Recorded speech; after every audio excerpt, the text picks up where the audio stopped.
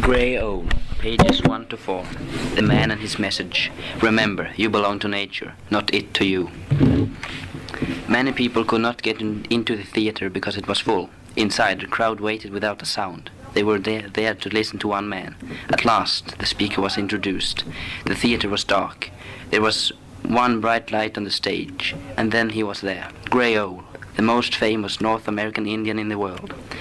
He was tall and his dark face was serious. His clothes were made from animal skins. His long black hair was tied back. In it, he wore one tall feather.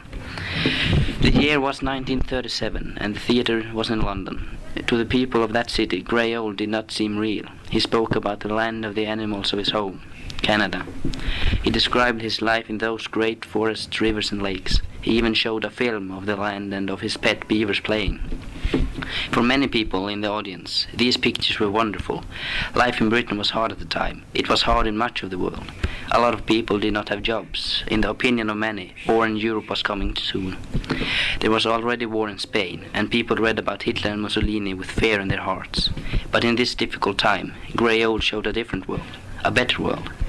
In Grey Owl's world, people did not live in dirty, crowded cities. They did not have boring jobs, and they did not worry about World War.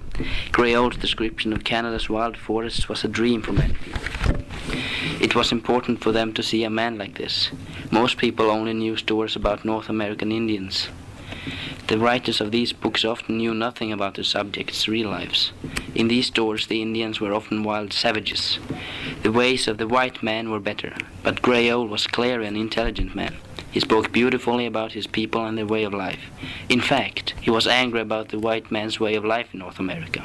It was destroying his beautiful country. Not from India. The native people of North America were first called Indians because of a mistake. Christopher Columbus was sailing for India, but he reached America. People described the native people of this land as Red Indians, because of the color of the skin. One newspaper wrote about Grey Owl. There never came a red Indian to Britain. Today, many native people in Canada and the United States like to use the name Native Americans. Others still use the name Indians or American Indians. Nobody says Red Indian today. Grey Owl's message to the world was clear. In his country, Indians only killed enough animals for food and clothes. They only cut down enough trees for their homes and their fires. They did not destroy the natural world. They loved it and lived with it. In Grey Owl's opinion, everybody in the world should act in this way. Today, a lot of people agree with Grey Owl's message. They know that many animals are in danger in the modern world. We should protect them. We should not cut down all of our forests. More and more people think that we must look after the earth. But 70 years ago, this opinion was not so popular. Grey Owl was one of the first people in the world to speak about these things. He said something new and important. For years in the 1930s, Grey Owl traveled and spoke to large audiences. He was famous around the world. His trip in 1937 was his second tour of Britain as a speaker. He even met the King and Queen in Buckingham Palace.